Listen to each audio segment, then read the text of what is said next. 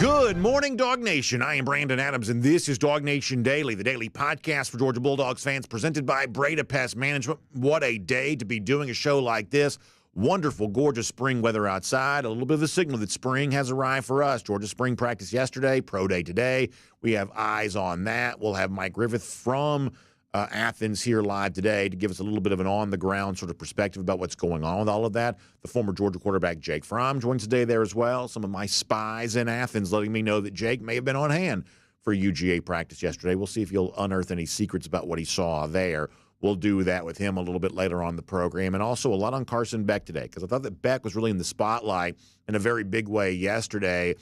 And I think there's a couple of things that Georgia fans ought to take some comfort in as far as Beck's role and presence on this team here this year. And I've got a specific way in which all of this can add up to something very, very big for Georgia. We'll tell you about that kind of off the top. And by the way, really strong stuff from Nick Saban yesterday that's got the entire college football world reacting and talking about. We'll get to that before we're done today there as well. So incredibly busy show. So happy to have you with us for it. It is DawgNation Daily, the daily podcast for Georgia Bulldogs fans, presented by Breda Pest Management, and it begins right now.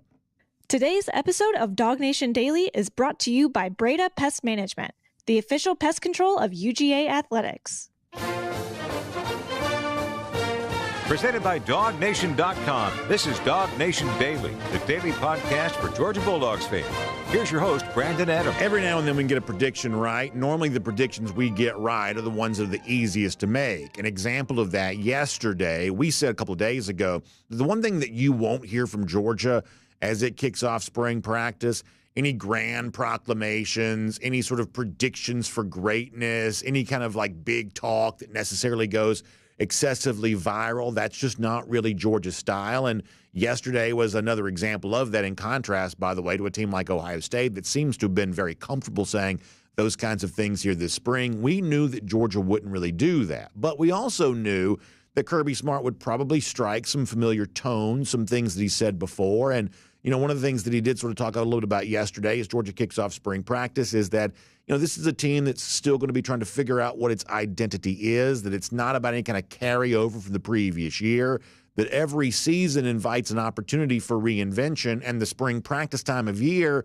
creates the opportunity for Georgia to do just that. We obviously expect Kirby Smart to say that, and I would say in the, you know, roundabout way, that's probably, for the most part, mostly true. The one thing we have been saying, though, is that from an identity standpoint, the thing that's going to make Georgia here this year, and perhaps allowing it to stand in contrast to previous Georgia teams of the Kirby Smart era, is the fact that this team can be more quarterback-led than any team in Kirby's past. That the one thing that Carson Beck sort of has going for him right now in a way that previous Georgia quarterbacks didn't, even Stetson Bennett transitioning as a national champion in 2021 to come back for 2022, a year that he became a Heisman finalist, is that Beck right now is getting far more accolades going into this season than Beck would have gotten then, sort of recognized as the top returning quarterback in college football, a thought of perhaps winning a Heisman Trophy or being the number one overall pick in next year's NFL draft. That's just a lot of attention for quarterback. And what we said yesterday was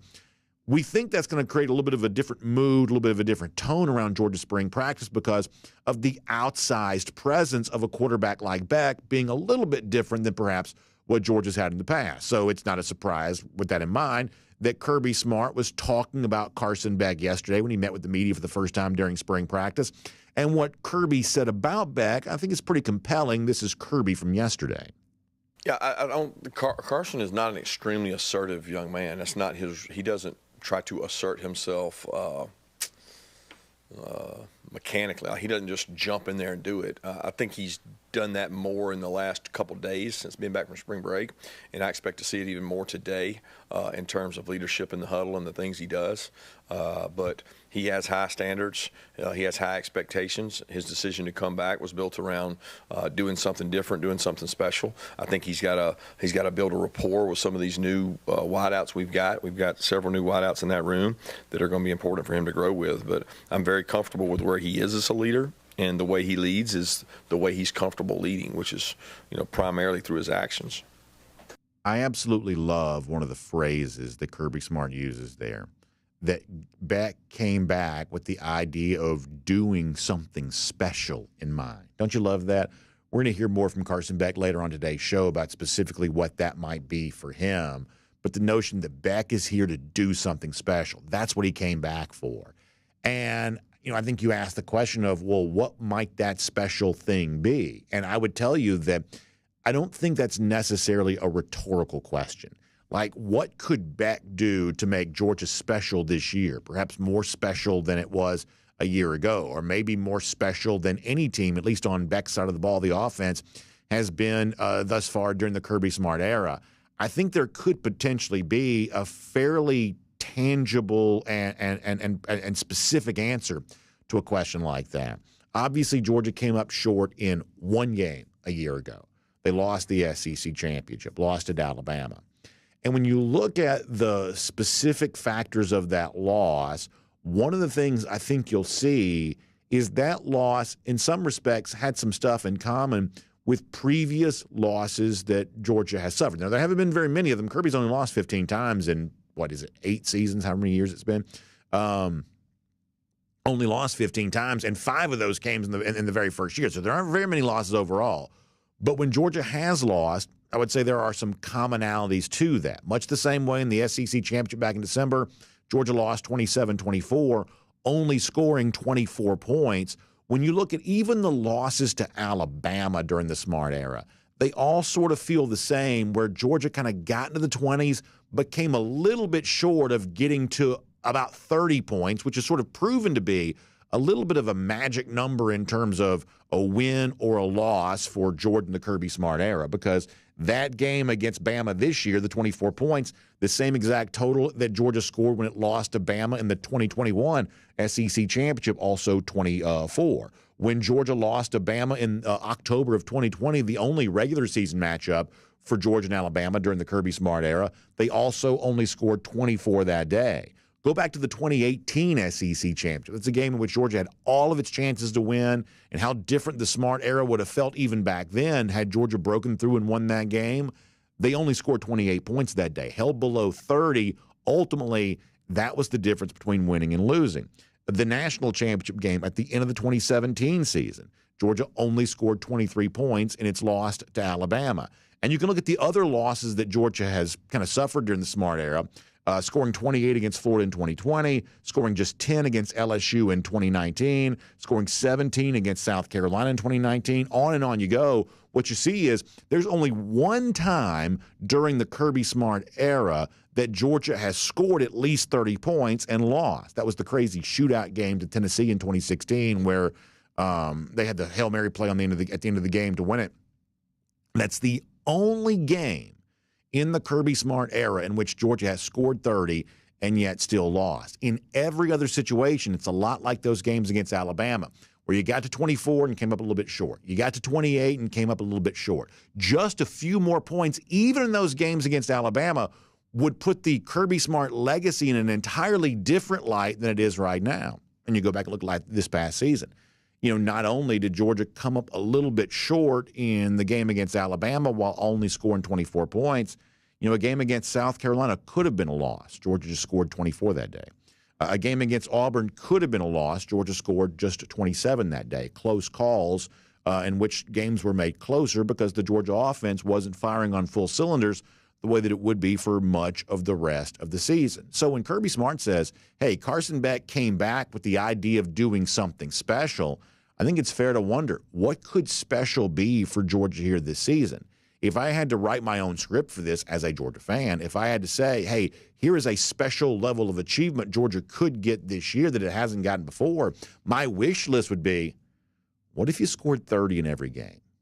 How different would that make Georgia, and how much more insured against a loss would Georgia be if you went out and said, not only will we average 40, because Georgia's done that now for most of the last 3 years, but not only will we average 40, we'll never dip below 30. Because the games in which Georgia has been at its most vulnerable are those games in which it's dipped below that total. What if that's the special provision that Carson Beck has for Georgia here this year? The offense will show up at a high level in each and every game, and at the end of the season, you'll have no regrets because of that. Now, I'll give you a quick caveat to this. Not even 2019 LSU did that, by the way. LSU had one game in its sort of record-setting offensive season of 2019 in which it didn't score 30 points. It only scored 23 in a win at Auburn. So it had one game below 30. So what I'm saying, not even the greatest offense perhaps many of us have ever seen did, but with Carson Beck at the helm, this Georgia offense could perhaps come close to matching that, if not exceeding that, if it could do that. And if Georgia's scoring 30 in every single game, if Georgia's scoring at least that much in every single game, then I would say that would truly sort of rise up in being truly special for Georgia here this season. Now, how do you go about getting that done? How do you achieve that level of offensive success that makes losses far less likely to occur? Well, it was also kind of contained in the answer we just heard from Kirby Smart right there. Some of this is going to be about Beck getting on the same page with a whole bunch of new receivers, transfers, young guys, players stepping up. The process of doing that going to be incredibly important. And most of these guys, Colby Young from Miami or London Humphreys from Vanderbilt or Michael Jackson from USC, they're kind of sort of thrown together, and perhaps we don't know as much about these guys because they've been playing various different places. But Carson Beck, when he met with reporters yesterday, did have his own chance to offer his first assessment of perhaps what he and that group might be able to do together as they all get to know each other a little bit better. This is what Carson Beck said about that. Yeah, I mean, they're all really good kids. I mean, they wouldn't be here if they weren't. But super excited to, start to get to work with them. I mean, the very little that I've been able to work with them, I'm very excited what they bring to the table, very confident what they're able to do. Obviously, as we go into spring ball and then summer and fall camp into the season, we'll be able to kind of dissect that a little more. But I'm excited that, those guys are here. Kirby Smart used the word special a moment ago. Beck is here for something special, has big goals in mind. What could the Georgia offense be if it is as special as it perhaps could be? I believe it would be Carson Beck working with those new receivers, developing that chemistry to go out and produce a level of offense that doesn't just match the heights that previous Georgia offenses have had. It also creates a new level of consistency that makes Georgia almost unbeatable, because when Georgia scores 30 in the Kirby Smart era, that's about what they've been, just about unbeatable in every single instance. Could they go out and do that 15, 16, 17 times here in 2024? It'll certainly be fun to watch to see if they're capable. My name's Brandon Adams, and this is DawgNation Daily, the daily podcast for Georgia Bulldogs fans, presented today by Breda Pest Management, and we're happy to have you with us today, no matter how you get to us, live on video across all platforms, 10 a.m., radio, Athens Sports Radio 960 The Ref, podcast. Those of you that click in and join us via Spotify or click in and join us on Apple, you listen to the show there at DawgNation.com. And by the way, how much more fun has that been to see that showing up in such a consistent way? Right there at that noontime, DawgNation Daily, presented by Breda Pest Management, shows up for you there on DawgNation.com. We appreciate everybody helping us do all of that.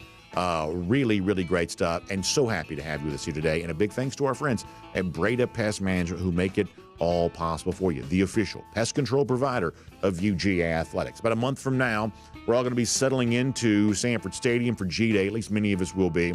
When you look around there, which is going to look a little bit different. The hedges are still growing back. You got big changeover in terms of where the press box used to be and things like that. But the one thing that does not change, that venue protected, it's kept bug, critter, termite free from our friends at Breda Pest Management. And you have your own chance to work with the official pest control provider of UGA Athletics. You can brag to your friends and say, hey, the same company that works with UGA works with me there as well. But you get more than just bragging rights out of this. Obviously, right now, everything seemingly is more expensive than it's ever been before, including perhaps your termite protection.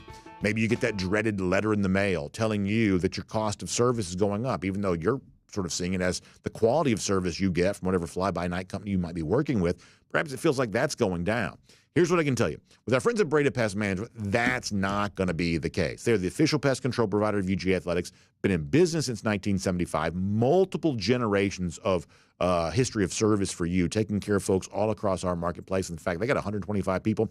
I see the Breda Pest Management trucks around town all the time. They're always out there taking care of folks, delivering, doing good work, going out there and getting the job done.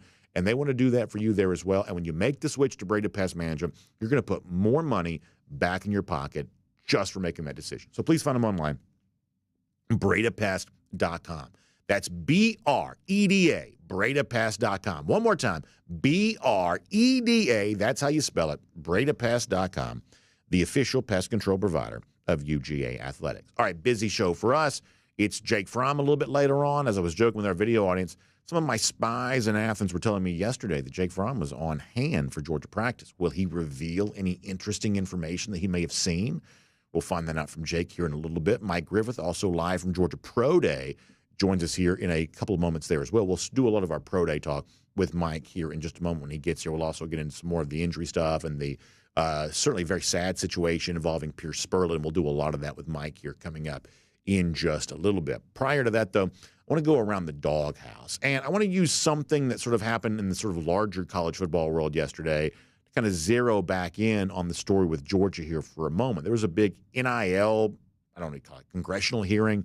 A lot of famous college football folks around Congress yesterday, and one of those, obviously the most famous name of all, former Alabama coach Nick Saban. And Saban was asked about the feeling around the college football world with NIL, and Saban, who had been pretty critical of his own players during a story at ESPN.com the other day, sort of doubled down on that again. Saban sounding pretty angry here, and it got a lot of attention. We'll talk more about the actual sort of words from Saban in a few minutes here, but I want you to hear this because I think it's a setup for something as it relates to Georgia. Nick Saban yesterday, very forceful words in Congress.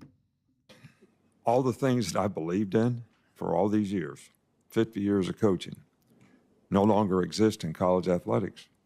So it's always was about developing players. It was always about helping people be more successful in life.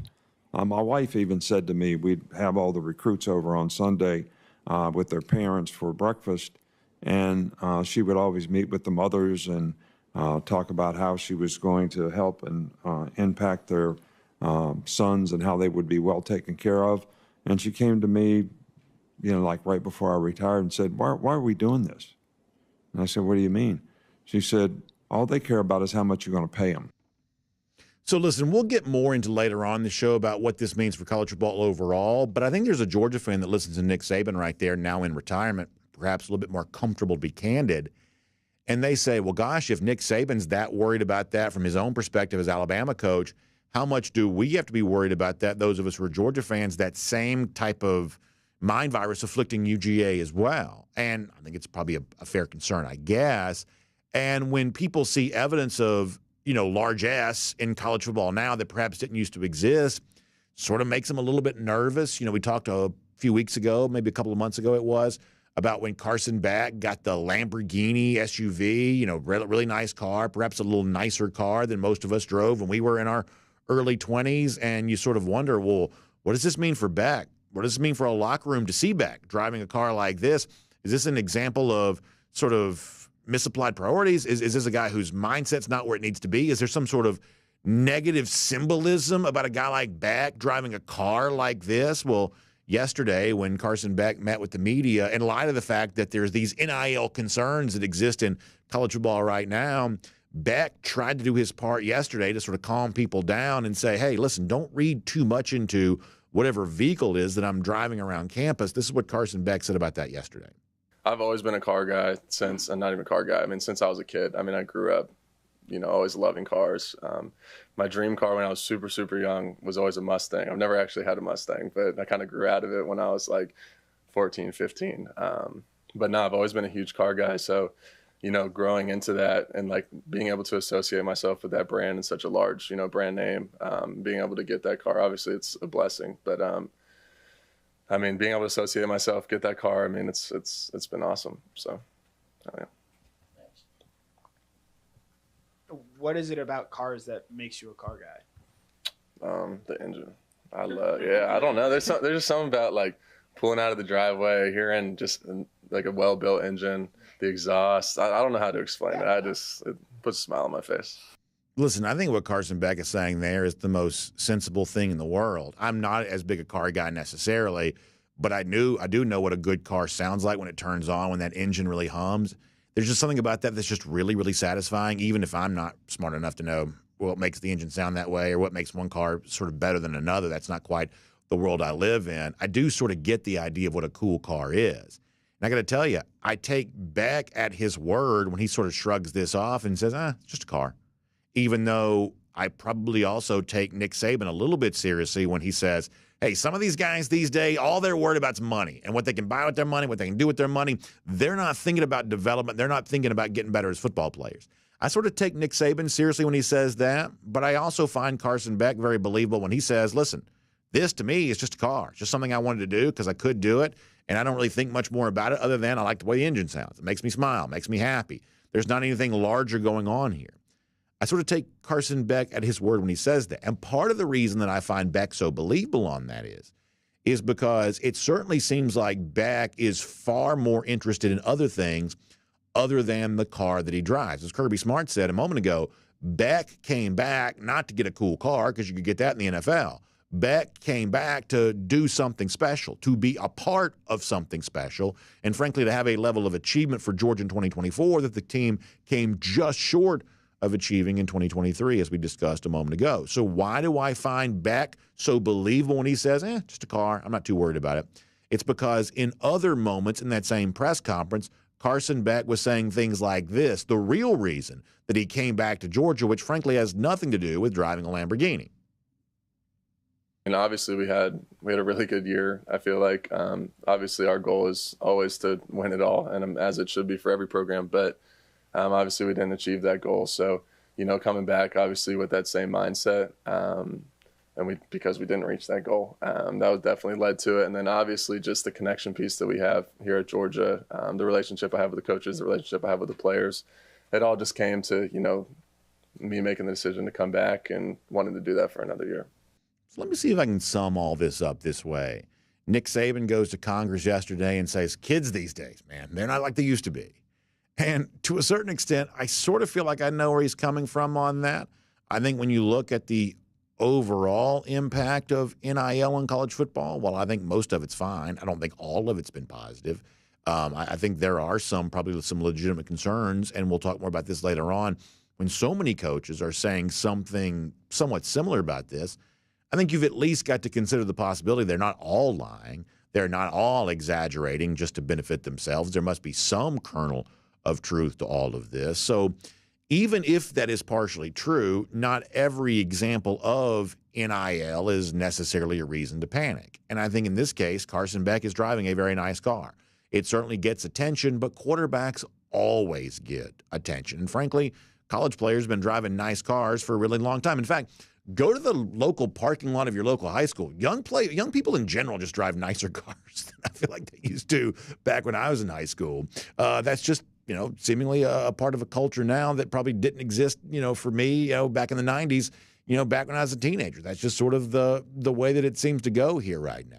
But in terms of Carson Beck being too distracted about the wrong stuff or anything like that, I think the other words that Beck used give you a lot more comfort about that. This is a guy who understands that he's got a lot of opportunity to achieve a lot of things individually as he moves ahead to the 2025 NFL draft, and collectively on a Georgia team that can finish this season how it did not finish a year ago, and that's with another national championship. And that's around the doghouse here on DawgNation Daily here today. Of course, it's Jake Fromm a little bit later on. We'll get Mike Griffith here in a second there as well. But prior to that, let me give a shout out to our friends at Dr. Pepper. How much fun is it to have Dr. Pepper back here on DawgNation Daily once again? We love Dr. Pepper because of the fact that for me, this is certainly something genuine and true that I'm all about. One of the things I look forward to at the end of every show. In fact, in my field of vision right now, you can't see this because it's underneath the camera, but I can look straight ahead right here, and I can see the Dr. Pepper that's waiting for me when our show's done today. I love Dr. Pepper. It's my great way of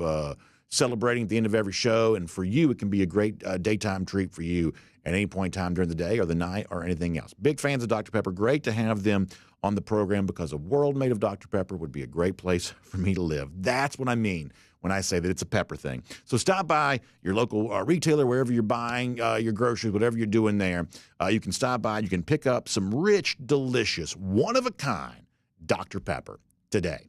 All right, so good to have Dr. Pepper here. You can go to drpepper.com to see more on that.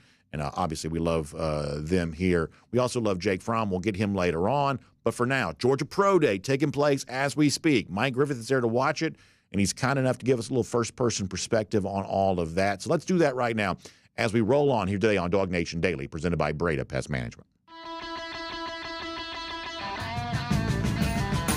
From Athens and across the SEC or wherever the recruiting trail may lead, here's a DawgNation.com insider. I always feel like a real newsman, a real anchor, when I throw to someone out in the field who's covering live events as they happen. That makes me feel very, very important and serious. So I appreciate Mike Griffith allowing me to feel that way here for a moment, and I appreciate him giving us a little bit of an eyewitness account as Georgia Pro Day rolls on here right now. We can see the indoor facility behind you, Mike. Tell us what you're seeing. I guess tell us what the mood around Georgia's Pro Day is here right now. Well, BA, as you probably would imagine, you think about the guys that are in that building and the millions of dollars that they're on the verge of making.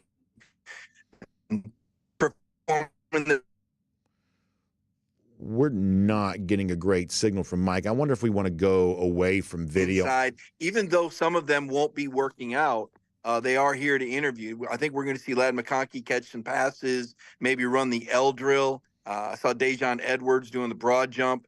But I think Ladd is probably going to emerge as the story today, as he's the most involved. Don't think Brock Bowers is going to be working out, of course. Earlier today, we broke the story on DawgNation that Brock wasn't going to be working out today. A slight hamstring slowing him down. No need for him to push it. He'll run at a later date. But I think you're going to see Ladd do some things today and jump out at people as Georgia has yet another class filled with probably double-digit draft picks once again. Yeah, it's amazing. It's been really fun watching the Ladd McConkey story develop here, going back to the Combine, as you said, kind of continue during Pro Day here a little bit. You know, this is a guy who seems right now, Mike, to be a very prominent part of the overall draft conversation. And I guess there's still maybe an outside chance. There's still an outside chance that he actually, you know, works his way into one of those first 32 picks, is there not? Well, yeah, BA, and you know all it takes is one team to like you. And you know, Ladd had shown some great skills at Georgia, rising up from being a 3-star at the bottom of Kirby's signing class, redshirting a year, and then really just kind of emerging and helping Georgia win those national titles. And then I think the NFL really took note at the Senior Bowl.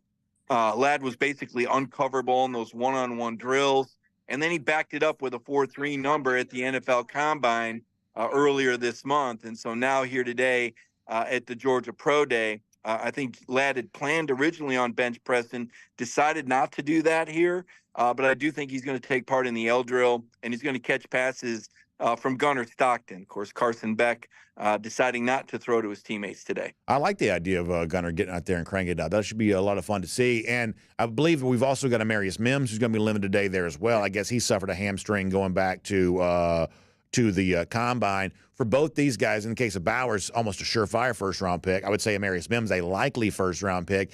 Any concern that not being fully available for a pro day like this is going to create some negative chatter among NFL draft scouts about that? No, I don't think so. I think Amarius has already won the beauty contest. I mean, you go 6'7", 335 with 15% body fat, and you watch the way that he's moved people on video. You saw the way that he interviewed. I mean, this is a guy that loves football. I don't think there's any of those sorts of concerns. I think NFL teams right now want these guys healthy. I think in the case of Brock Bowers, Brandon, you and I watched him the last 3 years. I mean, this guy's Superman. Brock doesn't have anything left to prove. You know, we're at a point in the NFL draft evaluation process where they're kind of kicking the tires and looking for scratches. I do think Brock will work out for these NFL teams in April. I think there'll be another pro day opportunity for him. It may not be public, and that's fine. But at the end of the day, the film is what's on film is kind of the hay in the barn. I think you're seeing some fine tuning. It's another opportunity again for these coaches to see their players, oftentimes meet their families. You know, I remember when Mike Tomlin was here to see George Pickens, part of the reason why I felt so confident that Mike Tomlin was going to draft George Pickens and made that prediction on the Pittsburgh radio station wasn't seeing Tomlin talk to George. It was the amount of time that Coach Tomlin spoke with George's parents and the rub that they got. That was the real giveaway. And I see the McConkey family here today.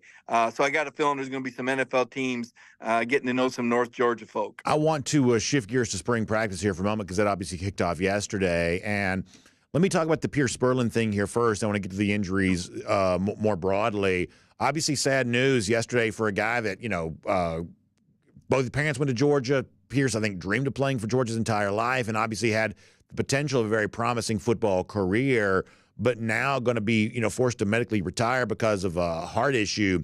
Boy, that's just I think just a sad thing to have that, being dealt with. Now for Georgia, there's also the story of, getting the 85 scholarships and things like that. The fact that now Spurlin won't count against that number.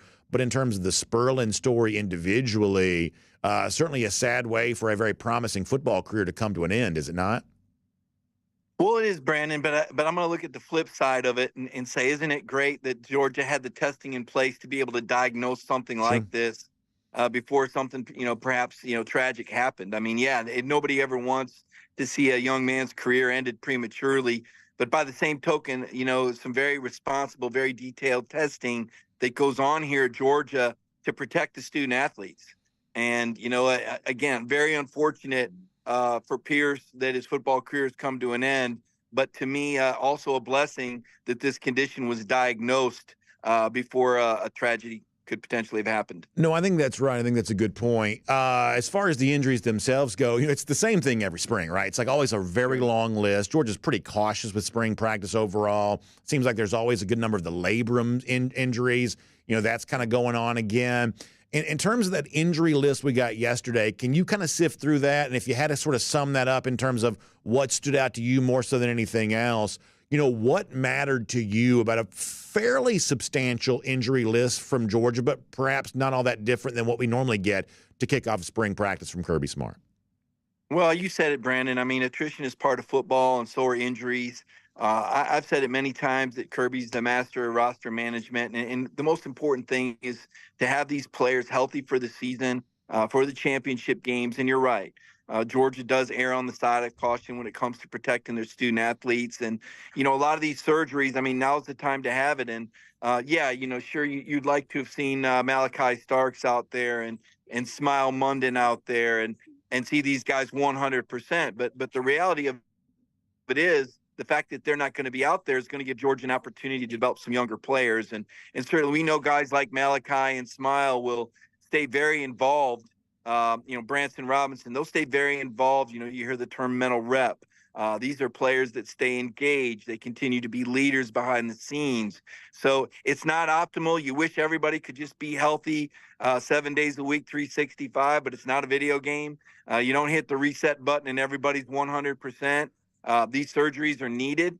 And, they're timed in a way so that Georgia can be as close to 100% by the start of fall camp as possible. So you said it, Brandon, every year there's going to be a set number of players that are going to be out with injuries, whether it's preventive maintenance or repair after the season. A lot of these guys will play through what they can play through in season. And then when you get to the offseason, it's time to repair them and protect them and protect their best interests. A couple more minutes and we'll let you get back into pro day because I know you want to see what's going on there. I think the thing that probably jumped out to me the most from the injury list that Kirby gave yesterday, and I've tried to provide caution on this too, you mentioned his name, that's Branson Robinson. I believe that Branson is likely just as big a running back prospect as he ever was. Georgia fans have always really liked him, and I think that's with good reason. We saw some of that at the end of the 2022 national championship game. But he also suffered a very serious injury.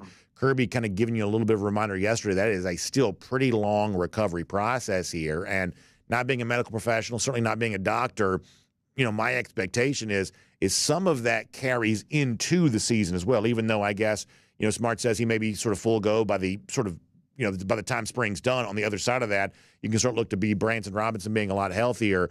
But I also remember what Nick Chubb looked like in 2016 when he was only a year removed from his own very serious injury here.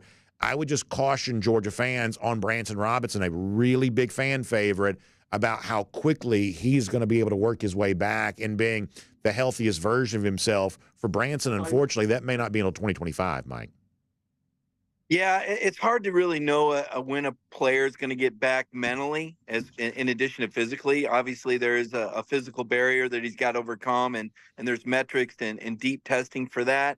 But then there's also a mental barrier. And I think what you're seeing right now and what we've seen a little bit in this NFL draft evaluation process is Kendall Milton kind of overcoming that mental barrier. Remember, he played last year in a knee brace.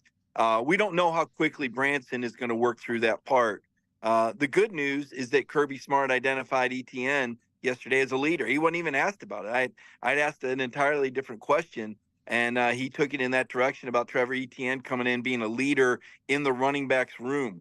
That's important. He's a third-year guy, just like Branson's a third-year guy. I guess we'll wait and see how Andrew Paul fares this spring. That's another name to kind of circle and see where he's at on his recovery road. It certainly sounds like Roderick Robinson is going to be a force, 240-pounder, maybe a Thunder Lightning kind of deal back there. And then you wonder, does Dylan Bell stay involved to some degree? What does Cash Jones contribute? But I really like this backfield. And to me, if Branson is back 100% at the start of fall camp, I mean, that's a bonus. I don't think you can assume it, but I do think that's something that we're going to be following closely. So let me finish with this, Mike. We talked a little bit about, some of what we heard from Georgia players yesterday, and one of the guys that I really loved seeing being tabbed to speak was Mel Williams. You're there at Georgia Pro Day. Next year, a guy like Williams could be one of the stars of Georgia Pro Day and could be on his way to his own sort of NFL draft future the same way we've kind of come to expect Georgia players being. And I think really this Georgia defense probably needs for that to be true. They really need Mel to step up and probably produce in the kind of way that the edge rushing outside linebacker maybe hasn't always done in this Georgia defense in the past. I think Mel is one of Georgia's most important players for this season. What did you think about getting a chance to hear from him with a little bit of a new look here in 2024 on day one of spring practice? Yeah, at least for spring practice, it sounds like they're going to experiment. I guess my takeaway, Brandon, is that there's a lot of other really talented players at that position that we thought might be ready to come into fruition. And unfortunately, you can only have one on the field at a time. And then my second thought is, well, who's going to take that valuable defensive end position that produced the number 1 overall pick in Trayvon Walker? And how does that look now? So, I trust Kirby to put it all together. I think Mel Williams is a guy with enough talent to have earned an opportunity to try a different position. And I think that if it's what's best for the team, that's what Kirby will do.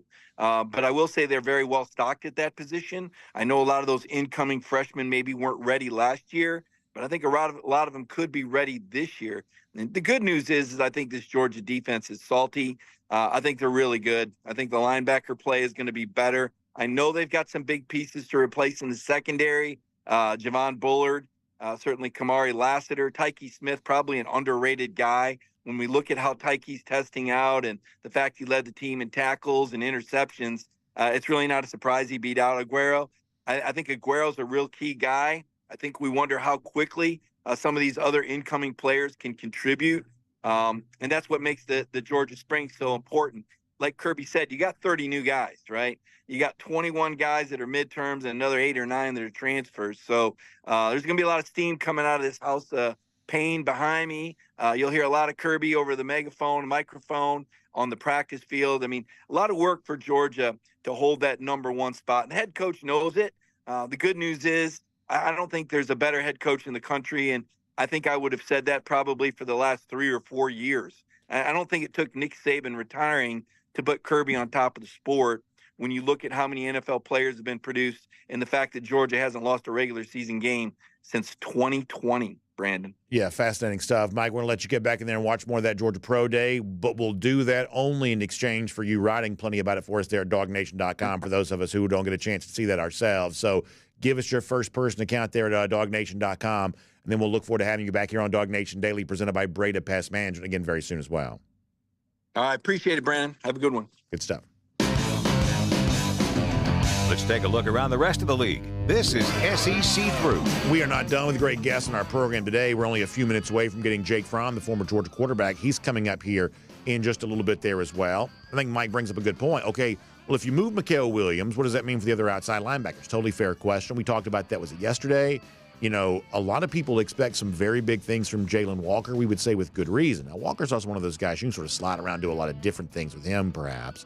Damon Wilson is also a guy that, could be ready to sort of take that next big step. In fact, kind of battling a little bit of injury, kind of stemming from the end of last season, but we don't see any reason why that shouldn't be true. In fact, in terms of the overall sort of production and capability, we think there's room for a Williams and a Wilson and a Jalen Walker that you're not playing them all necessarily on the field at the same time, but boy, you can certainly rotate them and get, a high energy performance from each guy when he's in. And in terms of why Mel Williams is perhaps more valuable like a jack linebacker position than he is a defensive end, because it's just a chance for a little bit more statistical productivity. And at a certain point, that does kind of matter, is that, we're led to believe that from a sort of player impact standpoint, Mel Williams probably has as much NIL value as anybody in the Georgia roster.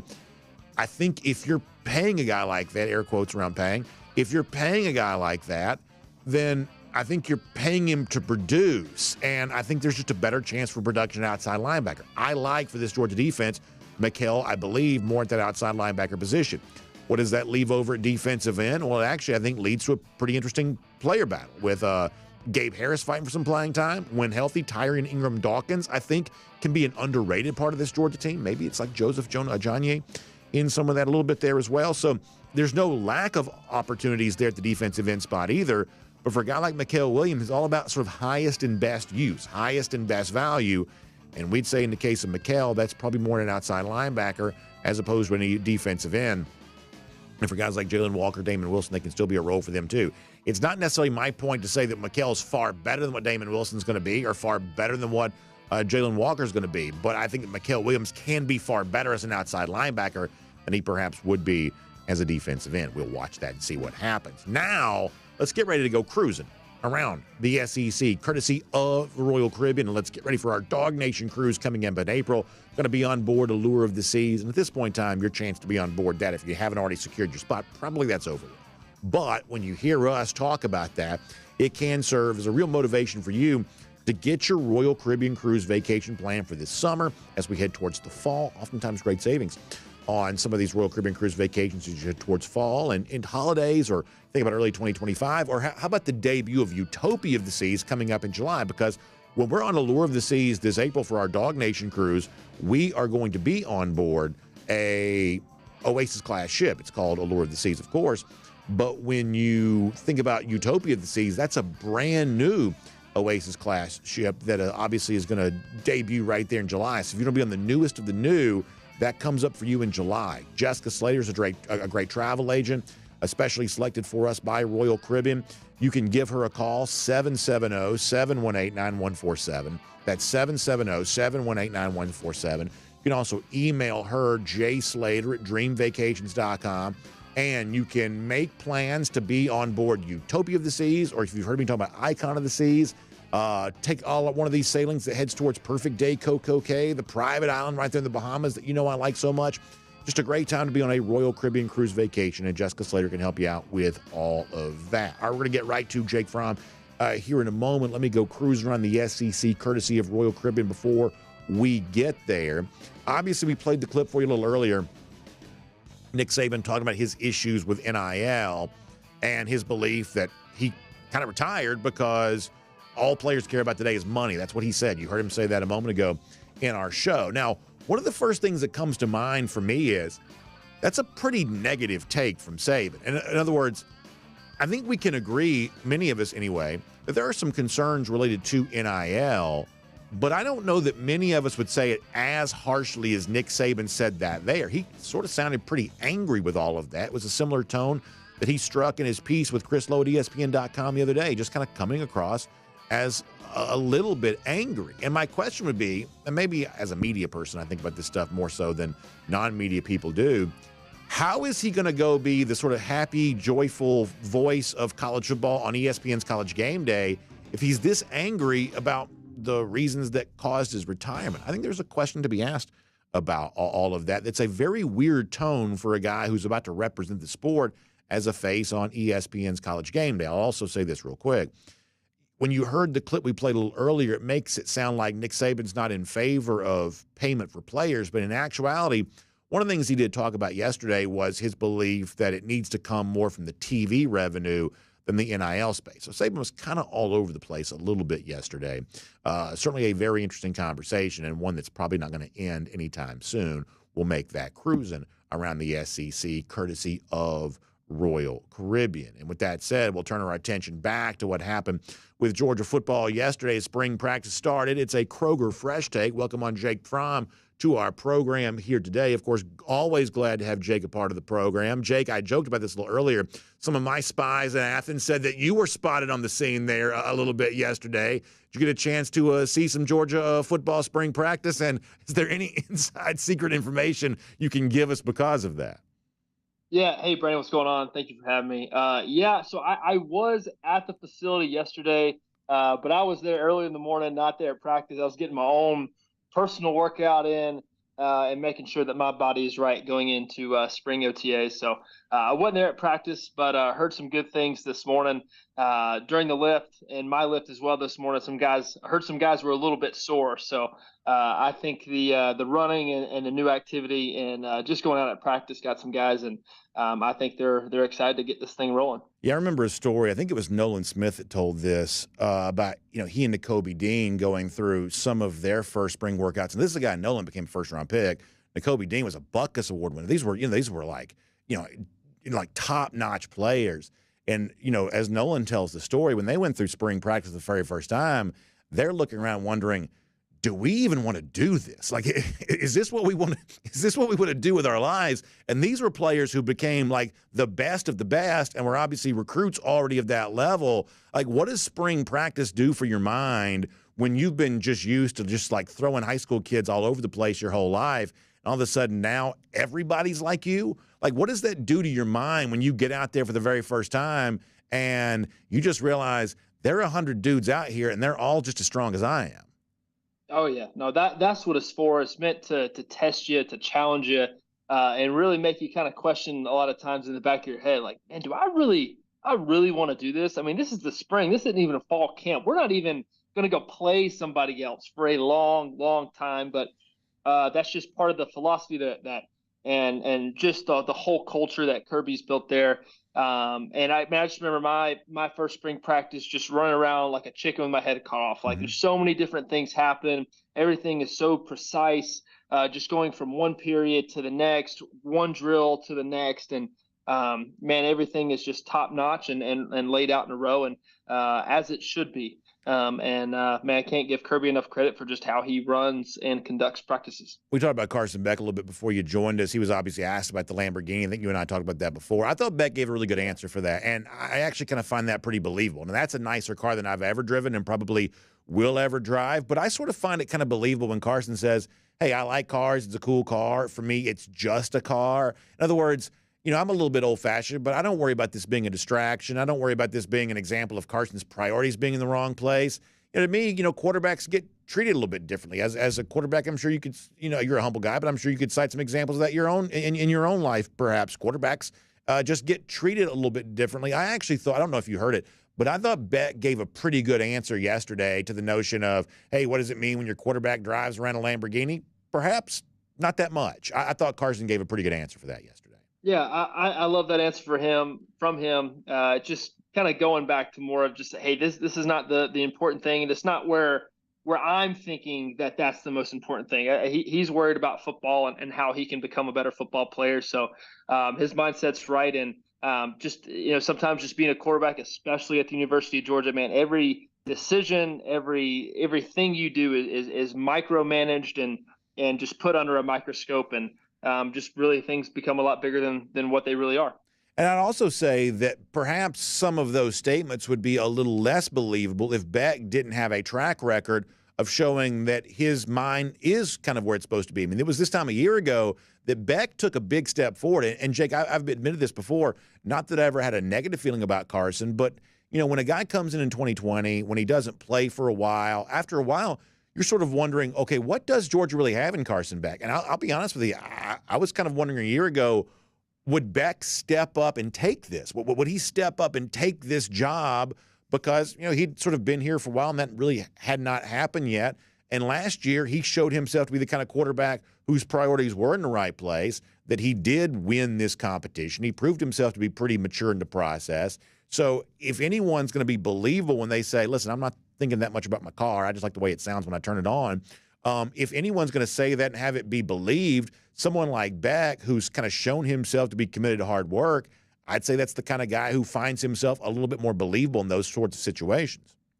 I 100% agree. He's shown every step of the way that he can put his priorities in order, and man, he has earned everything that he's gotten up to this point, right? He wasn't given anything. He had to go earn a job. He did a great job of handling the noise, the pressure, the expectations that come along with that, and dealt with it well throughout the entirety of the season. And now going into next season, things are different because there's this expectation of play and level of play that he can do, and obviously big expectations for this football team as well. So I think up to this point, he's done nothing but a great job of handling it, and he gives me no reason to think otherwise of how he will handle it poorly in the future. One of the things that Kirby Smart talked about yesterday was Beck's need to get on the same page with like Colby Young coming in from Miami, or London Humphreys from Vanderbilt, or Michael Jackson coming in at USC. You have some experience with that now. Obviously, as a pro, you've done that plenty. But in college, Lawrence Cager came in 2019, and when he was healthy, he was a very good receiver. That was a guy that you seem to have really good rapport with. Like, how do you do that? Like, what's the process of, okay, quarterback, receiver, how do we get to know each other quick? How do we kind of know how the other guy likes to work quick? Carson's going to have to do that, like at least triple the amount of that here this year. What was your process like that when you were doing the same thing as a Georgia quarterback? Yeah, I mean, for me, it always started with just developing a genuine relationship with who I'm working with and going to practice with every single day. And then two, for me, it always came down to reps. Like as many reps, as many routes as you can run, my guy, please go out and run them, because I'll throw them. And it just seemed to always give me a little bit more comfort and confidence going into the week and just into the fall. And I think during this time of the year is always a great opportunity to get as many reps as you possibly can, throw into your guys. And it's always a challenge that quarterbacks and receivers go through during every offseason, and it's always kind of fun to see how different guys handle it. But that was always my go-to, man, just building a relationship and getting as many reps as possible. We were made aware of a sad story involving a Georgia player yesterday, Pierce Spurlin's career coming to an end because of a medical disqualification. I guess he's got a heart issue here. Now, great that's been discovered, and great that he's going to take proper care of his health. That's all really positive. But gosh, Jake, I mean, I wasn't a high-level athlete the way that Pierce is, the way that you were, but I can only imagine how sad the need to make a decision must have been like for him. This is a guy who's a good-looking athlete, good-looking football player, and now that career going to be cut way too short, way too soon. I'm sure your heart goes out to him, and I'm sure you must have some idea of what it must be like to have to face a decision like that. Just a tough situation for Pierce Spurlin. I hated to hear that, for him. I'm glad that he's getting the proper care that he needs and he's taking good care of his health. But I know that was not an easy decision to arrive at for Pierce and his family. No, man, a very, very tough and terrible, just whole situation. Really, really hate it for the young man. To have basically everything football-wise right there in front of him and really have it taken away from him. I know it was a tough decision to make. But man, just really, really glad and just really from an optimistic standpoint, man, it's just a huge blessing that all these young men who are playing college football and playing professional football get these yearly physicals, right? Mm. That we get to go through to make sure things are all right, and that they're able to catch things before maybe something detrimental really happens. And so, man, really glad that they caught it. Obviously sad for his football career, but man, he'll go on to do nothing but great things in the future. I think you're absolutely right about that. I want to squeeze in a couple of more short ones here in a moment. Let me remind folks, though, it's our Kroger Fresh Take with Jake Fromm here on DawgNation Daily here today. And if you want the best that Kroger has to offer, how about the membership model known as Kroger Boost? You can get twice the fuel points on the stuff you're already buying at Kroger. That means you're saving money at the fuel pump. Many of you enjoy doing that each and every week. And you also get free grocery delivery there as well. You want to take advantage of having more time in your life instead of schlepping all over town to get your groceries. How about having Kroger bring those right to you? That's what you get when you're a member of Kroger Boost. Find them online, Kroger.com/boost for more on that. That's Kroger.com/boost for more on that. Jake, Pro Day is today for a lot of these former Georgia players. It seems like a really pressure-packed thing where if I run fast enough, I can make myself even more money. If I perform well enough, I can, put myself in a little bit of a different type of NFL draft conversation. It seems like a pretty pressure-packed situation. As someone who's been through this type of thing in the past, and frankly, in the NFL world, you got to go out there and prove yourself anew each and every week. What's that like for these guys doing that, even as we speak here live here today? What's that like to be a former Georgia player going through a pro day situation where these guys are today? Brandon, what's crazy is that I actually never got my pro day because that was coming out in that 2020 year. Yeah. And man, we as far as that draft process, that went, it was everybody went to the combine. you come home for a week or two, and the whole world just really started to go crazy and started, shutting things down. And it was, man, they shut down the university. Like, our pro day was like on a Tuesday, and they shut everything down on Friday. So just what a crazy, weird experience. Had to go off site with drones, a few guys, and create this own fake pro day. But man, just crazy. I hate I missed out on that opportunity. I think it would have really, really helped me just be around my guys, get to throw and things. But I was down there this morning and got to see a few guys, and man, just a lot of people in the building.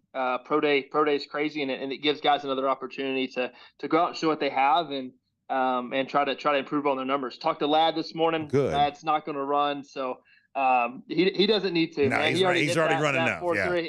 He's good. So he's just catching this morning, and man, it's just fun. Like, I think if you go into it in the mindset of, hey man, I'm just gonna go out, relax, and have fun, and just be a football player, I think that's really all you really need. I totally forgot about your experience in 2020. You can fire that whole year into the sun, as far as I'm concerned. What a disaster that was. Hey, real quick before we let you go, one of your good friends got some good news this week. It was good news to a lot of us there as well. News. Charlie Warner coming to play for the Atlanta Falcons, back in his home state again. How happy is Charlie about that? How happy are really everybody around the Georgia football community that one of our own is going to be playing a lot closer to home now? Yeah, it's like, finally. So he's pumped. Man, he called me yesterday. I've been working out with him too the last 2 days. So man, just pumped for him and his family. He's a guy who just loves Georgia, loves this state. Man, he's a homegrown guy from Raven County. And I know how much this means to him and his family too. That he gets to spend a little more time with them. So excited to see him out there on the field, especially in Atlanta. It's gonna be fun to watch. My guess is a little bit easier to find a deer stand or a duck blind down here in Georgia than it is up there in Northern California, I'm guessing, correct? Yeah, he'll be able to slip away and do a few more things, and so that'll be fun for him and fun for his family as well. Jake, I appreciate your time. Always such great insight. Everything happening around Georgia, you've obviously lived it. You know it. We appreciate you sharing your thoughts with us on that here today. Thanks for being here for a Kroger Fresh Take, and we'll look forward to getting the chance to talk to you soon. As always, Brandon, thank you for having me, man. Yes, sir. Love Jake Fromm, man. Good guy, good stuff. Happy for Charlie Warner. We talked about that a little bit yesterday. And by the way, Jake kind of gave you the final.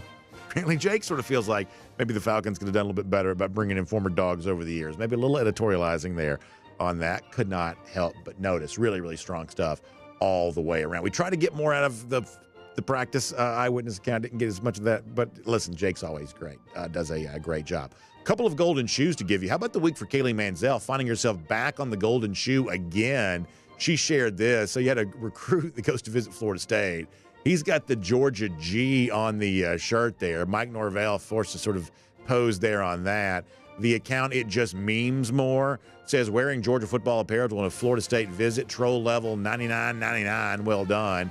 Kaylee shared that with me. Very funny stuff. So we'll give golden shoes all the way around for that. This not a golden shoe, but I did want to give a shout out to one of our audience folks who's always doing a great job. We'll show you this. JD Dogwalker, really good guy, reminds me or let me know that our buddy Sugar Ray, who we talk about a lot on here, he has given us a lot of great golden shoes over the year. His son Nathan had a car accident. Ray giving us the update that he had a cracked vertebrae. That's his L1, and he's been hurting pretty bad here. Long road to recovery, but it sounds like he's on his way on that. Ray asked for our prayers, and you better believe, sincerely, we give those to Ray. We appreciate our buddy JD for making us aware of that. I'm not always the most attentive, unfortunately, to everything that happens on social media, but a lot of you are always kind enough to make sure I know what's going on. So, JD, we appreciate that. Ray, prayers for your family and obviously your son Nathan, especially here. So, thanks for the update there on all of that. And, of course, lousy, stinking Gators. How about a Gator hater updater? We'll say goodbye to you by reminding you 1,222 days. That's how long it's been since Florida has beaten Georgia. And that is a really pretty number to see there on that screen. It's going to be fun to watch that number keep on going up and up and up. It's DawgNation Daily presented by Breda Pest Management. We'll see all of you back here tomorrow and on video. Time now for the R.S. Andrews Cool Down. R.S. Andrews, the one you turn to for your air conditioning, heating, plumbing, and electric needs. They show up on time. They do the work that's promised for the price that's promised. You can trust R.S. Andrews on all of that. All right, we're going to get your comments. We'll see what's on your mind here today. I'm going to go to YouTube first. and then we'll just sort of see how everybody's feeling, and just sort of see what's going on with everybody here today. Some fun, obviously, Pro Day ongoing. Many of you may be watching that right now as you're listening to me. Two-screen experience. The good thing about being digital on video, you can just sort of have me in your lap and then have, you know what I mean when I say that. All right, let's see what else. So Jay Shipes is giving me a hard time for something. What did I do? Did I do something weird? Let's see what else. Daniel Nelson says, how about those lousy stinking Gators? Undefeated, unranked Florida State, beat number 8. Now 6 lost Florida in baseball last night. Baseball rankings are suspect to say the least. Yeah, the rankings in baseball are really weird. That is indeed the case. Jay, what did I do to draw your ire? Did I do something weird? I probably did. Elite GB says, if I had to have a man develop my son, I wouldn't cry if it was Nick doing it, or Kirby. Kirby has the same model, same end goal. Money complicates things. Now or later, it's coming.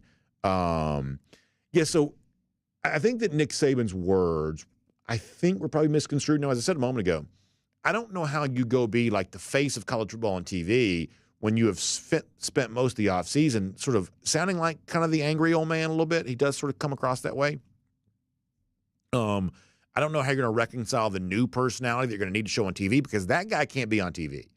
The guy of like, kids these days, all they care about is money. Like, ESPN does not want that. Like, that's not the personality you can put on television. And I think, largely speaking, I think that Nick Saban is a little bit misunderstood. And part of the reason why I feel that way is because of what you said.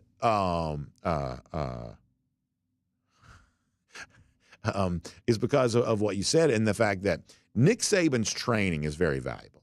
And to me, this is the one thing, this is a little bit of an abstract idea, but the training you get as a football player is the most valuable part of the college football experience. And that's true even in an NIL age in which you're getting a lot of money, that there's just more value in the sort of training provided. Like, in other words, if you gave me $1 million, or if you gave me $1 million worth of training from Georgia, the way that it provides its football players, I can promise you the training, the $1 million worth of training, is actually worth more money, because A, no one can buy it.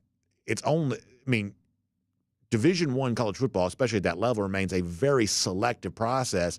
Only a small number of people could even hope to obtain it. It's not for sale for anybody. So $1 million worth is actually worth far more than that, because you can't actually purchase it. And if you make good use of the training you get, it ought to make you, over the course of your life, far more than $1 million. In other words, I think that the people who are, somewhat in the traditionalist category have done a very poor job of explaining what it is the college football player actually gets. One of the things that often gets cited is, they're getting a free education. But here's what we know. Deep down, a college degree is worth a fraction of what it costs. And that's just a fact. That's true for a college athlete. That's true for a Gen Pop student for the most part, unless you're going to law school, medical school, unless you're going into a field that requires the specific training you get in college. The honest truth is most people have a degree that's not worth what they paid for. Or if they've got student loans, it's not worth what they're still paying for. That's just the sort of the fact of life. And so when you talk about a college degree being poor compensation for a college athlete, that's not because the amateurism model's broken. That's because the college degree system is, I would say, somewhat broken. But what college football players get that's truly valuable, in addition to NIL money and things like that, is the nutrition, the training, the experience. That's the kind of thing that has way more value than can ever be sort of put a price tag on that. And that's the thing that ought to create opportunities for you to make multiples of millions of dollars over the course of your life. So when Nick Saban says these guys used to care about development, now all they care about is money, I think he says that probably more harshly than it needs to be said. But I think the overall point that he makes is probably a good one, that if your eye is on how much NIL are you going to give me, more so than what kind of training are you going to give me, I do think you're guilty of short-sighted thinking that's actually going to cost you money over the course of your life. Let's see what else. Jack Legg says, is Chris Smith going to get more playing time with the Raiders this year? Honestly, don't know that. It'd be interesting to see. G. Gray says the great ones are always misunderstood, a reference to Nick Saban there. Greg Rosenberg says Beck's car is the best NIL ever invested. He didn't buy that car. It's a lease in exchange for that pick, and that's all the free attention. Yeah, I mean, for the most part, a car deal like that is good for the person getting the car, and it's good for the dealership itself, because the dealership, if you give the lease over to a endorser as a marketing deal, when you get the car back, you can still sell it as at a profit. You can lease it still as a profit. I mean, the car dealership doesn't lose anything on using a car for an endorsement like that. The vehicle they get back is not brand new anymore, but it still's got incredible lease value, incredible resale value, and they can write off the marketing expense, things like that. So, one of the reasons why you see so many car deals is because it's a pretty good deal for both sides. The person. You got to drive something around, so why not drive a nice car around? That's a great deal for the person who gets to drive the car, and it's typically a pretty good deal for the auto dealership as well. Let's see what else. Greg Rosenberg says the Lamborghini dealership's got more airtime than Merriweather and Tharp. I don't think we've actually said their name except for the one time. We ain't giving that stuff away for free. Now, if they want to put a Lambo in my garage, we'll see about that. But until they do, we're not giving that away for free. I wasn't born yesterday. Tyrance Reynolds wondering when G-Day tickets go on sale. That's a good question. It seems like they went on sale pretty late last year. It seems like I remember us saying that. For whatever reason, they did not put those on sale until pretty late. So I feel like I remember that being kind of a thing last year. But my guess is that's the case. Now, also, Georgia hasn't pushed for a huge G-Day crowd in a number of years. But I'm guessing that this year, the amount of available seating is going to be greatly reduced, I'm guessing. I don't know that for a fact. But I'm guessing I don't know I always get the north side and the south side confused. The alumni side, the non-student side, I'm guessing none of that may be available for seating. I don't know that for a fact. But I'm guessing that a little bit like the 2022 national championship celebration sort of all took place on one half of the stadium. I'm guessing because of this construction, we may see a greatly reduced capacity for G-Day, which doesn't really matter anymore because I think that Georgia liked doing 93K, and once they did it, I think they said, we actually never want to do this again. They would never admit that publicly, but it's a huge hassle to have 100,000 people come to a sporting event. And so, once Georgia did it, they're like, okay, good. We did it. We proved we could, and we don't ever want to do this again. We don't ever want to do this again. Georgia has not really pushed attendance for the spring game since then. I think that Georgia is very happy having 40-ish thousand people come to the spring game. I think they like having a crowd there. I think they like playing the game. I don't think Georgia wants $80,000 for a game like that anymore. And so I don't think it'll be a factor, but I do believe we'll see reduced seating for that. Let's see what else.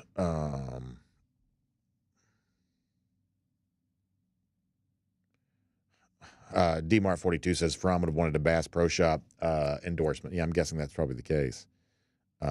Philip Wells says that 93K was a genius marketing move. And I'll be honest with you. I mean, you can make a list of the things that I've gotten wrong, Philip, over the course of my time. This is one of those things that I thought Kirby had made a huge mistake on. I didn't think there was any way they were getting 93,000 people. And, I've said this before. When I'm right, I'm sure I'm proud of like anybody else is, but when I'm wrong, I'm more than happy to take the L. And I took a huge L, obviously, at the beginning of the Kirby Smart era. And one of the things that I was just really wrong about is that I thought Smart asking for 93,000 people was setting himself up for a loss to begin his Georgia career. In other words, he was going to reduce his power. If I ask for 93,000 people and it's 60,000 people that show up, that means I'm not as big of a figure as I had the potential to be. As a public person, you don't ask for something and not get it because it just makes you seem small. And I thought that Kirby asking for 93,000 people, and I thought they could get 50, 60, maybe 70, but that's still a situation where there are going to be pockets of empty seats all over the stadium. It was going to be obvious that there weren't 93,000 people there. That's what I thought. Many of you remember, not only was there 93,000 people there There's probably darn near close to 100,000 if you count the people who were trying to get in the stadium that couldn't get in. It was a logistical nightmare. And then obviously Ludacris played that day, but those people were not there to see Ludacris. Ludacris was an afterthought.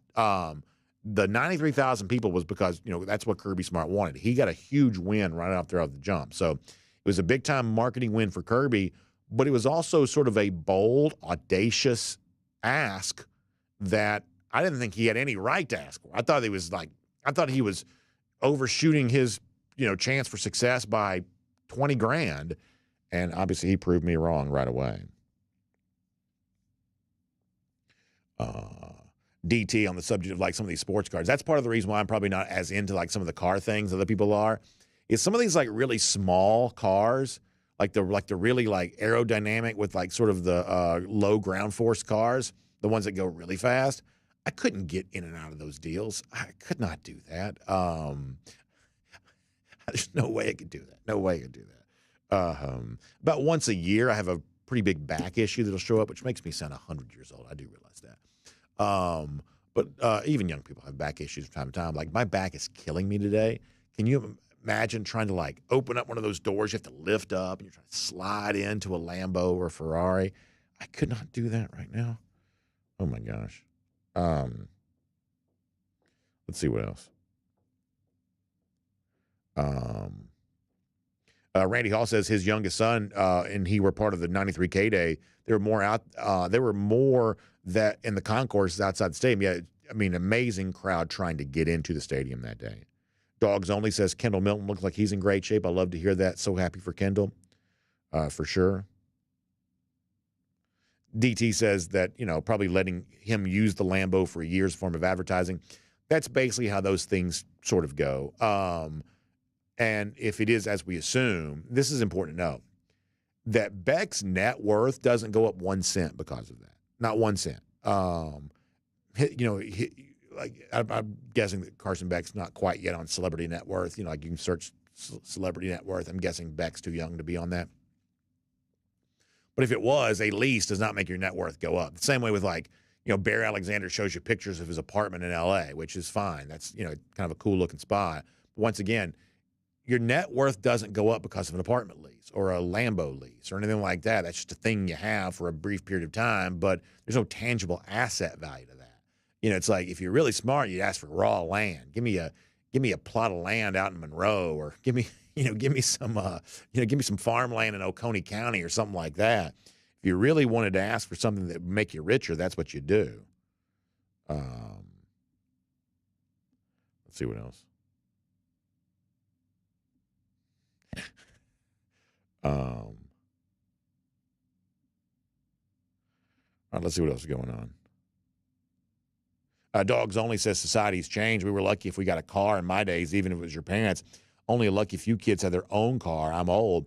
But even when I was younger, which is, maybe more recent than what you're describing, it's like everybody drove now I went to not exactly, I didn't exactly go to West Beverly High School. Brandon Walsh and Steve Sanders weren't exactly my high school classmates. So maybe I just didn't go to a very affluent area. Maybe I didn't grow up in a very affluent area. But I would say 90% of the kids, 90-something% of the kids in my high school who were driving, we were all driving junky cars. I drove a 1990 Toyota Corolla, which I was grateful to have. Nobody was driving nice cars. The kid that lives next door to me drives this really new pickup truck. It's nice. I mean, not only will I not buy my kid a car that nice when he turns 16, I wouldn't even buy myself a car like that. There's just this thing, and I'm assuming we must be in a similar socioeconomic situation because we live next door to each other. But there's no way I'd spend that kind of money on a car. So I just think younger people today just drive nicer cars. I guess. I don't know. I mean, a Lamborghini is a totally different type of deal, but you know what I'm saying. PDT on the subject of breaking into the stadium. I guess I kind of remember that at Georgia. Now, it's happened at LSU a lot. For whatever reason, the stadium break-ins seem to happen there a pretty good bit, and I don't know why that is, but that seems to happen a pretty good bit. Let me go to Facebook for a moment, See what's going on over there.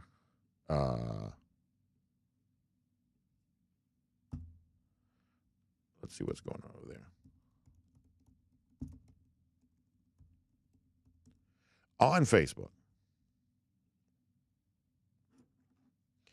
And, of course, we're going to wrap up here in a few minutes.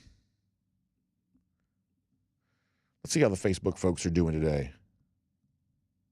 Ken Holcomb says the Falcons should have drafted and developed Fromm. He'd be better than Desmond Ridder. I would say that's probably the case.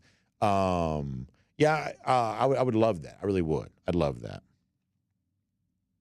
Johnny Prescott says he took his son to the Diamond Dogs game last night. Charlie Condon took the second pitch he saw deep into the parking lot past the left field lounge. Listen, right now Condon's about a sure thing as it comes. Took one off the leg and was pitched around the rest of the night. Still had another base hit to center field. Yeah, listen, you're right. He is unbelievable right now. I'm glad you guys had a good time. Excuse me, I got the hiccups. I'm glad you had a good time. That's awesome to hear. Latravius Birch says, who do you see as a freshman going to make a big impact? I'd say your best chances for that right now, Ellis Robinson's probably number one on my list. You continue to hear really good things about KJ Bolden right now, which for me is not a surprise. You know, KJ is an example of got a lot of attention with his recruitment, but, man, his game on the field's all about football. All about football. I loved him for Buford this year. On a really deep team, I thought he was by far the best player on that team. I think he has a chance to be an impact for Georgia. Now, is it at safety or is it more like a dime back or something like that? You know, as a sixth defensive back, I don't know. But I could see him having that impact. And then I think when he gets here, he's not going through spring practice right now, but I think you got to put Nate Frazier on a list like that too, potentially. I think Frazier could be one of those guys there as well. I also sort of wonder a little bit deeper position groups, but the two guys from Texas, you know, Jonah Janye, we talked about him briefly a moment ago, Justin Williams, very deep at inside linebacker. Are those two really good incoming freshmen from Texas just too good to keep off the field? Miriam Corbin says, give me a condo in downtown Athens. I do think that'd be incredibly fun. I do. And I'd love to have, I know at one point in time this was sort of a popular category of real estate, and frankly, I don't know if it's still as popular as it once was or if it ever quite took off the way that it was supposed to. Maybe it did. Maybe these are just people who live in a little bit of a different zip code than I do. But the idea of the game day condos, did that ever really take off the way it was supposed to? People who sort of have the condo just for game day? That seems like that'd be really fun. That seems like it'd be really fun. Let's see what else. Craig Jones says, back aches, welcome to the 40s and above. So I'm kind of weird about certain things. Like I had a big issue last year. So I was snorkeling with my son, and I hurt my hip really bad. Like I'm talking about really bad. And it was bad for months. Got to the point where I had a hard time playing golf. I mean, it was really, really bad. And like I'm sort of I'm sort of a mind over matter type person. Like I really said, I want to commit myself to making this pain go away. And for the most part, I did. I hadn't had an issue in months since then. But boy, it's been rough as of late. Or not as of late, but like just the last day or so. For sure. Kathy Garner drove from Florida for 93K Day. Kathy, what an experience that must have been for you. I think a lot of folks were coming from all around. And listen, you know, you heard Kirby Smart at the end of that day, and I'm sure, Kathy, you remember this. He was really grateful. I mean, he was really appreciative of the fans. And it's always been the best thing to me about Kirby, or one of the best things. As like hardcore football as he is, and sort of nuts and bolts, kind of no nonsense as he is, you know, Kirby always thanks the fans. He's really good at recognizing the energy that fans create. He does a really good job of that. And I'm very appreciative of that. That does not go unnoticed. Let's see what else. Berna Blackburn, good to have you in here today. Craig Jones says, get a teeter back stretcher and a good chiropractor. Yeah, we'll see. We'll see. I'm going to see if I can shake this off. By the end of the week, it's going to be gone. I'm just telling you right now. I won't tolerate anything less. SD Colson says, which of the transfer wide receivers can make an instant impact? I think the guy that seems to generate a lot of talk right now is Colby Young. And I think that's because of his size. He's, 6'5" or something like that? Red zone target. I think that Colby Young may be the guy coming from Miami, a little bit of a parallel to Lawrence Cager, who we mentioned a little earlier, Young seems right now to have a lot of interest around him. Now, I also say about London Humphreys, there weren't very many freshman receivers in the SEC who did much of anything at all last year. Humphreys was probably the second most productive freshman receiver in the SEC last season. So I'm a little bit high on Humphreys, but it seems like Colby Young, because of his size, could have a real opportunity. Let's see what else. By the way, we had somebody on the Facebook side, I think, mocking our go for 3 and 23. And as I said before, listen, if the only thing you can come at Georgia about is the fact that Georgia came up just a little bit short of winning 3 straight national championships, then I feel like the Georgia fan in that case has already won the argument. Spencer Clark says the 69 Gran Torino is true bad, you-know-what car. Yeah, I'd say that's probably the case. I do think, especially as, all these cars are changing now these days, I do think the old school American muscle car is – now, I'll also say this. Like, one of my neighbors, like, down the road is a big car guy.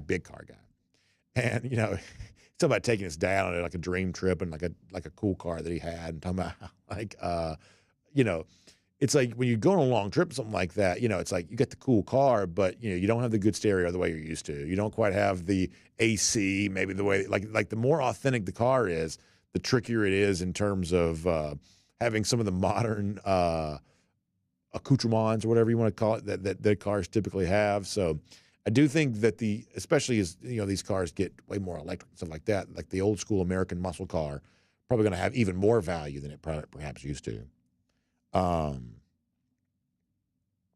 Stick D is asking a good question. He says, what element do you believe is the most detrimental to the future of college football as we know it and must be eliminated from the equation? So I'd answer that question 2 ways. I really don't care that much at all about NIL. Like, so-and-so getting so-and-so dollars, whatever else. I really don't care. Now, I don't believe NIL the way it's currently going is sustainable. I think the boosters are going to get really tired of this eventually. There's some reporting they already are. And I think a lot of this is just really exaggerated by people for various reasons. But in terms of like NIL being a problem for college football, I actually don't believe that's the case. I think the lack of roster certainty is the real issue. And almost any coach you talk to, that's what they'll tell you, is that, not knowing who's going to be in your roster from sort of month to month, week to week, having to re-recruit your own players constantly over and over again. But that's where the real issue sort of comes in. That's what ends up being, I think, the biggest problem. I totally agree with that. I think that if you could find a way to sort of establish some roster certainty, here's when you can leave, here's when you can go, here's when you can negotiate. But after that, boom, you're on the team and this is done. And coaches know what their team is going to be. I think you could bring a lot more sensibility back into college football. Now, the flip side of that, and this is ultimately what the actual congressional hearing yesterday was about, that the only way you're going to get there is CBA, collective bargaining agreement, and making the players employees. I just really believe that whatever the future of college football is going to be, they've got to try to find a way to avoid this. And the people that want this so bad, I believe, want this for nefarious reasons. Go back and look at the Dartmouth thing that came out the other day. It's obvious there's an activist mindset at play that's trying to turn this into something that it doesn't necessarily have to be. I've got no problem with players being compensated. As I've said before, rightly or wrongly, I didn't care about players, allegedly, being paid under the table. Does not bother me at all. I am not in other people's wallet. Does not bother me. Does not bother me. So if I wasn't bothered by that, I'm not bothered by whatever the real facts on the ground are about NIL here right now. But I don't want the players to become employees. I don't. For 1,000 reasons that I'm not all that comfortable saying here right now. I don't want the players to become employees. If I could have my wish, if it was possible to do this, here's what I would like to do. I'd like to see the players paid out of the TV revenue, which is the largest slice of the pie. And I'd like for that payment to be considered an NIL payment. In other words, there's an NIL system that's in place right now. Right now it's boosters who pay the NIL. What if the leagues themselves paid the players and it was like as sort of an NIL payment coming sort of outside the boundary of being an employee? I'm not a lawyer. I don't know how you make that work, but honestly, the lawyers are just sort of making this up anyway based on whatever sort of fits public opinion at the moment. We have about a 25-year track record of that being true. So if I could make any one change, that's what I would do. I would allow for revenue payments to players, but try to keep it kind of in the sort of NIL space. You're paid by the league out of the TV money, but it's paid as an NIL payment. That way you're not employees. We don't have to worry about all of the, sort of the unintended consequences of creating another, silo of power within college football. And in exchange for more money, the agreement would be, and we're going to now have some roster certainty without having to go fight this in court over and over and over again. That's what I would do. Let's see what else. Jonathan Aaron says, with all the fake NIL numbers, do you ever think that a player will ever price themselves out of a chance to play? I think in some form or fashion that's probably already happened, because I don't think that fake NIL numbers are necessarily a victimless crime, because if I'm on so-and-so roster and I hear rumor of so-and-so getting whatever, well, now I'm mad because why am I not getting that? And you go to your team and say, hey, I want so-and-so dollars. And talk to your collective, whatever the rules, say you're supposed to do. And they come back to you and say, listen, we can't pay that. We don't have that money. And the question you would then ask yourself is, well, how come you don't have this money to pay me when so-and-so school's got so-and-so money to pay so-and-so player? And that creates a level of disgruntled class of player that probably only exists because of incorrect, exaggerated information that sort of exists in the marketplace.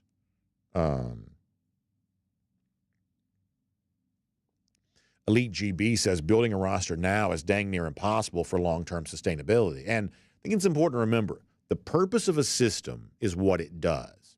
And so if we see a system that's making coaches miserable, then I think you got to wonder if there are some people who have created that system for that purpose, that there are a lot of people that don't like the coaching hierarchy for 1,000 different reasons. And once again, I'm not always comfortable getting more in detail on that. But there are a lot of people that just don't like the hierarchy of coaches. I mean, look at, you know who like Mike Florio is from Pro Football Talk? Like, he was firing off all kinds of stuff yesterday about Nick Saban, what he said in Congress. Just an example of there's just a lot of like animosity between a certain class of media person and the sort of hierarchy of coaching that exists in college football. That people like the idea, certain types of people like the idea of taking that powerful man down a peg or two. They just enjoy that. And so I would say that if we see a system that's making coaches miserable, we should assume that the purpose of a system is what it does. That a lot of this is about taking power away from a very powerful category of person, which is the college football coach.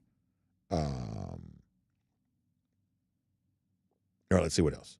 Let me go back over to DawgNation.com for a minute. They're talking about cars over here, too. Dogs only on the subject of Gremlin. Now, when I was a little boy, my grandfather, this was when I was really little. I was probably 4, 5, 6, something like that. He had an orange Gremlin for a really brief period of time. And I'm going to tell you right now, I loved that car. Loved that car. No telling what year it would have been. This would have been sort of mid-'80s, I guess. But I'm not sure what the car would have been. It would have been much older than that. But I loved that car. Because back then, I mean, I'm not even sure we had seatbelts. I certainly wouldn't have known how to buckle one. I mean, I was just like in the back, had like just crawling around the back of that car the whole time. I used to love that car. Loved that car. It's like a little playhouse back there. I used to love that thing. Brian says if they became employees, I think the schools would send them 1099s for everything they provided to them, let the tax issues begin. Yeah, Brian's an interesting point because we saw this the other day with, did y'all see the player survey that came out about the NFL teams, about who's taking good care of you? And we always hear all these horror stories about, like, I guess the Kansas City Chiefs didn't score well on that, or like the famous one is the Oakland Athletics. Now they're moving to Las Vegas now, but the fact they wouldn't give the players free soda, they had to buy soda out of a soda machine. Like even I get, I mean, of course our friends at Dr. Pepper gave it to us, but even I get free soda. Like supposedly the Oakland Athletics would not give free soft drinks to their players. They had to buy them from a a soda machine if they wanted drinks. And the point that you're kind of making here is that you have two kinds of football. You have college football, which I think mostly exists in sort of a relational sense, and the fact that the teams know it's in their best interest to do right by the players. And so there's always like all these nice things they seem to give them. It's a quality of life that's pretty nice. It's less compensation, but there's a lot of like relational aspects to college football. The NFL is almost solely transactional, and once the NFL teams have paid the players their salary, what you see based on like these player surveys, things like that, a lot of the teams are like, we don't owe you anything else. We've already paid your salary. And I guess I would ask, for the players who think being classified as an employee is going to be some sort of panacea where all of a sudden now you've got it great because you're an employee, ask NFL players how they feel about being employees. Ask, I only partially know the details on this, but like is it Joe Mixon? Is that the name of the running back that just kind of re-signed with Cincinnati? And you look at the way that Cincinnati sort of kicked him around in terms of negotiating a deal. Like, it's a harsh league, right? It's like you're an employee, but once you're an employee, it's sort of all you are as an employee. It is a very transactional situation as opposed to the relational connection you could have to your college program. And listen, I'm not trying to be like, too Norman Rockwell. I mean, listen, college football is a tough business too. But, as genuinely authentic as I'm capable of being, I really believe that being classified as an employee would be worse for more college football players than not. And it'd be terrible for anybody who's not a college football player. And I believe I'm being as honest about that as I'm capable of being. A DT drove an Audi in high school. How about that? But Audis are expensive, though, right? No, he says the girls thought it was more expensive than it was, but Audis are expensive, though, right? Richard D says his grandmother had an AMC Gremlin that housed my Uncle Pat's. On the helmet, it says, there you go. That's pretty funny, Richard. That's pretty funny. All right, back on Facebook. Then we're going to get ready to wrap up. Craig Jones says NFL stands for not for long. Yeah, I mean, and look, in the NFL, a league whose players are employees, there are 32 teams with 53 players. If you think that college football is going to make the players employees and then there's going to be 130 teams with 85 employees, that is not going to happen. That is not going to happen. One thing we've said overall, in terms of the relationship that players have with college football, a good way to judge this is the total number of players playing major college football. And watch that number go down in future years. And I would say that's something to be concerned about.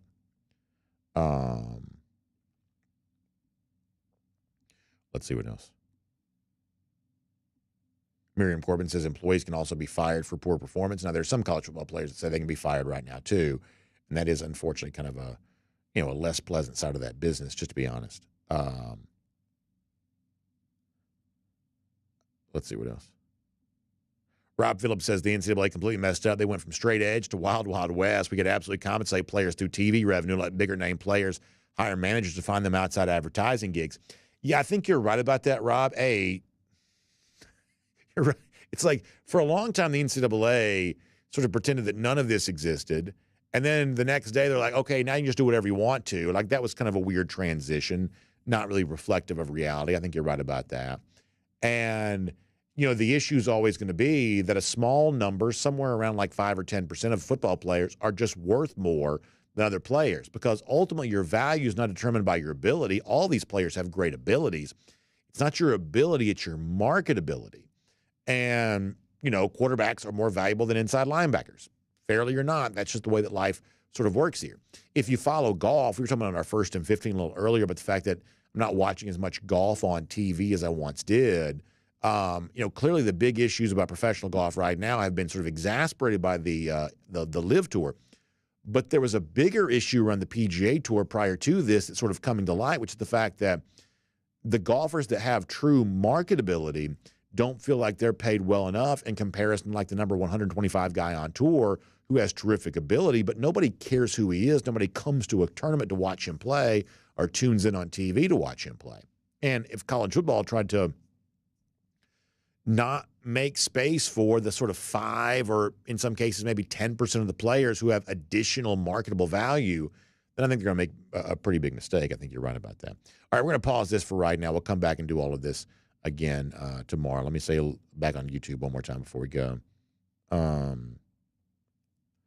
Let us see what else.